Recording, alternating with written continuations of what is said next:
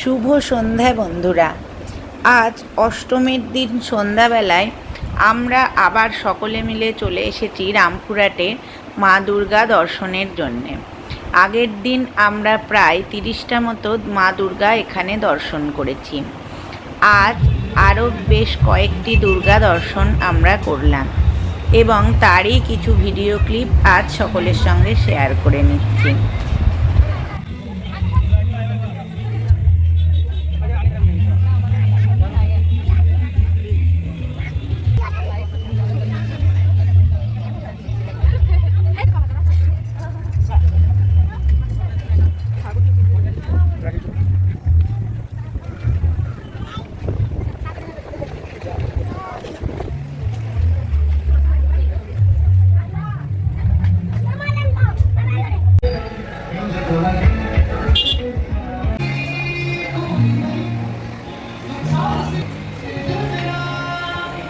अपना चला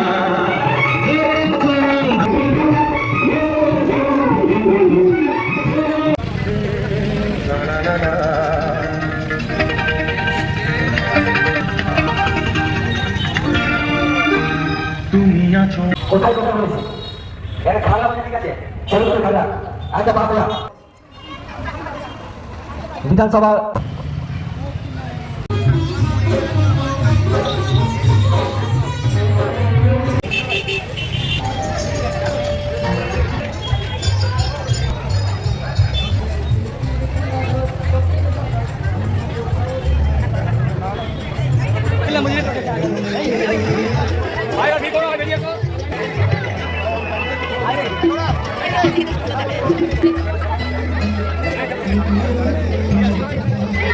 সেটি হলো সকল গ্রন্থাদি অধ্যয়ন করে যা খুঁজে পাওয়া যাবে না, তাই বলেছেন জানা আছে ব্রহ্মাণ্ডে তা আছে ভাণ্ডারে।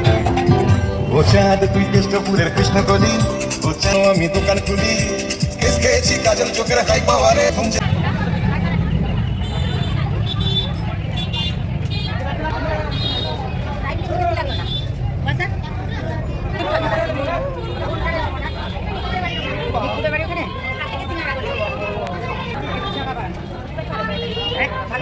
কতটুকু আছে তোর ওড়ি বেরিয়ে যাবে নাকি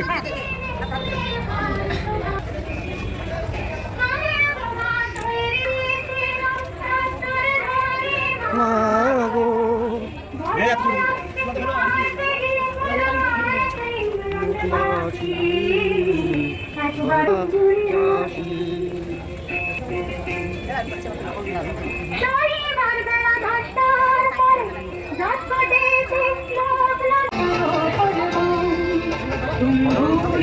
নীল इसलिए सुनो ये कहानी तो शहीद हुए हैं।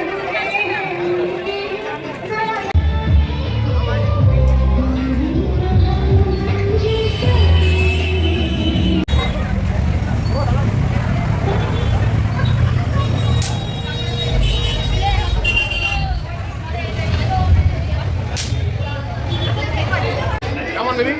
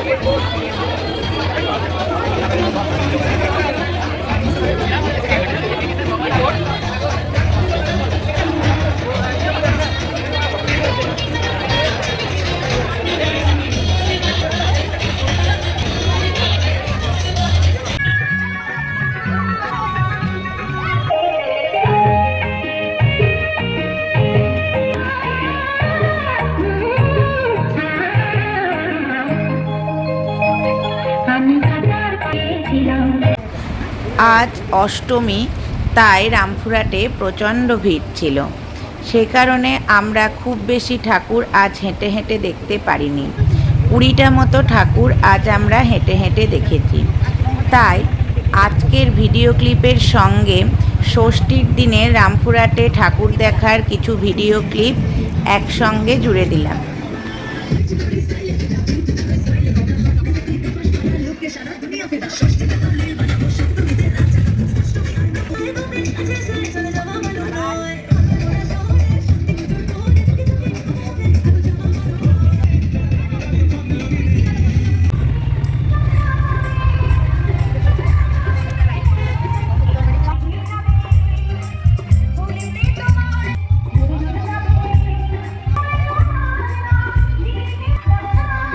ষষ্ঠীর দিনে আজ আমাদের ঘুরতে বেশ অনেকটাই রাত হয়ে গেছিল, তাই আমরা রামপুরহাটের ভেতরের অনেকগুলি ঠাকুরই আজ আমরা অটো করে দেখে নিতে পেরেছিলাম।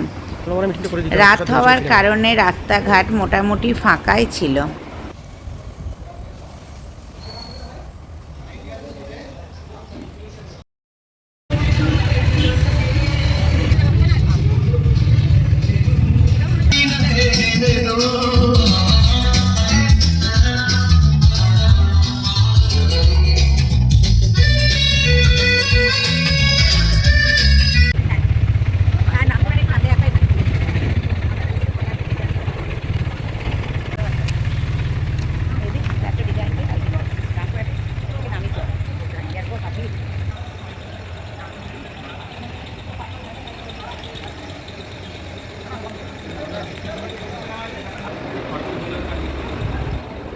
ভালো তো?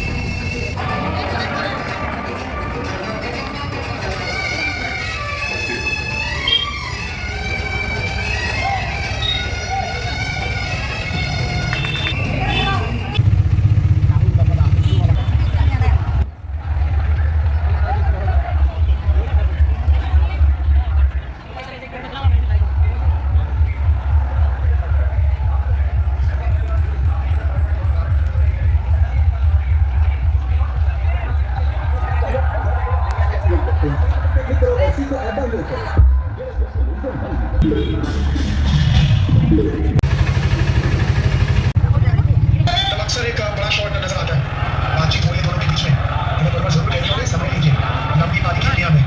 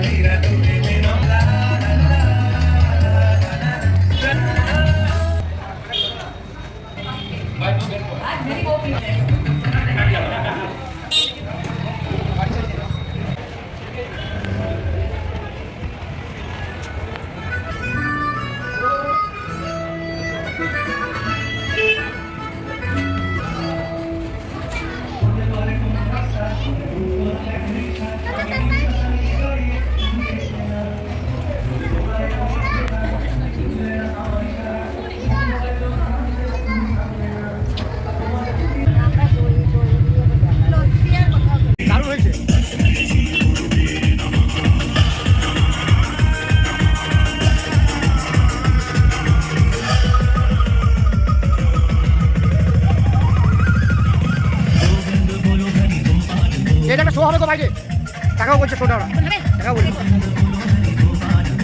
এই দেখো তো ঘুরছে তোমরা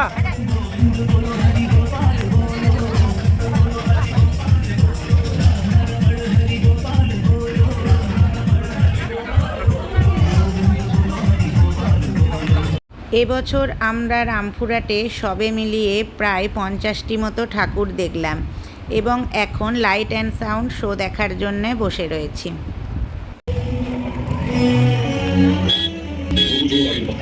যখন পবিত্র ভারত ছিল ঈশ্বরের লীলাকে সেই তথাকথিত আর্যাবর্তে মিথ্যার বিরুদ্ধে সত্যকে অন্যায়ের বিরুদ্ধে ন্যায়কে পুনঃপ্রতিষ্ঠা করতে বেজে উঠেছিল এক মহাযুদ্ধের প্রারম্ভের সংকটধ্বনি। হস্তিনাপুরের সিংহাসনকে কেন্দ্র করে সংগঠিত ন্যায়যুদ্ধের বৃত্তান্ত প্রজন্মের পর প্রজন্ম মহাভারত নামে থাকে। একদিন গতক্রিয়ায় ছলনার আশ্রয় নিয়ে কৌরবরা কেড়ে নেয় পাণ্ডবদের স্থাবর অস্থাবর সমস্ত কিছু। ব্যতিচারীদের সেই বৃষ্টি থেকে নিস্তার পায় না প্রকৃতিও। গোলঙ্কিত হয় কুলবধূর বাক। গুরুজনদের আদেশ মেনে সমস্ত অপমান সহ্য করে পাণ্ডবরা রাজি হয় 12 বছরের বনবাস ও 1 বছরের অজ্ঞাতবাস যাপন। এই দীর্ঘদিনের বিচ্ছ সাধনের পরে পাণ্ডব ব্যর্থ হয় দুষ্ট কৌরবের কাছ থেকে আপন অধিকার ফিরে পেতে। অবশেষে যুদ্ধ ছাড়া আর কোনো উপায় বাকি থাকে না। কিন্তু যুদ্ধের ঠিক আগের মুহূর্তে মহাবীর অর্জুন পড়ে যান বিধায়। তিনি দেখেন তার গান্ডী ধনুক তাক করেছে তারই গুরুজন পরিবারের দিকে। তখন ব্রহ্মাণ্ডকে স্থির করে জগৎবিদ্যা কৃষ্ণের মধ্যে উচ্চারিত হল ভগবদ্গীতার চরমোপদেশ।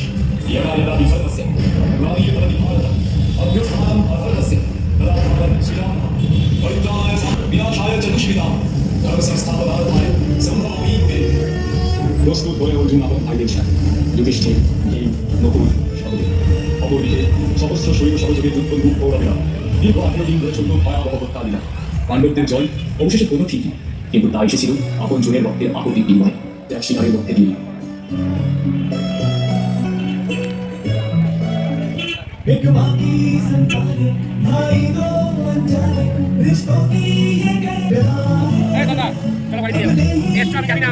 আমি আমরা সবাই ছিলাম ও ফোন করলো ওকে একটু একটা দেখিয়ে এলাম সব ঘুরে যাবো সব ঘুরে যাবো সব ঘুরে